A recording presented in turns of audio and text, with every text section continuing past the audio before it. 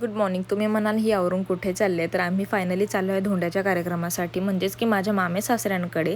So जाता जाता आहे ना असे व्ह्यूचे छान छान क्लिप घेतले. अजूनसुद्धा आहे ना मला भरपूर लोकांमध्ये शूट करायला थोडं कसं तरी वाटतं, पण जसं जमल तसे मी शूट घेतलेले आहे. आतमध्ये तर मी घरात गेल्यावर काही शूट केलं नाही, पण आहे ना बाहेरचे शूट जास्त घेतलेले आहेत. घरी गेल्यावर ना पुरणपोळीचा स्वयंपाक होता, जेवण वगैरे केलं आणि संध्याकाळच्या वेळेस ना तिकडे खूप करवंद, जांभळं आणि आंब्याच्या ज्या साका असतात ना त्या आहेत. सो तिथे गेलेलो, त्या तोडत होतो आणि झाडावर नाही ना छान असे करवंद तोडून खाण्याची जी मजा आहे ना ती खरंच खूप वेगळी. इथे मी आणि ननंदबाईच होतो तोडायला. विराचे पप्पा आमचं शूट करत होते आणि आहे ना इथे मस्त त्यांची विहीर बघितली आणि विहिरीतलं पाणी ते इतकं स्वच्छ होतं आणि त्यात खूप छान असे कासव पण होते. ज्याला जमेल त्याने तसे कामं वाटून घेतले. मला लसूण साफ करायला खूप आवडतं म्हणून मी ते काम घेतलेलं होतं, कारण संध्याकाळी ना इथे मटणाचा प्रोग्राम होता त्याचमुळे.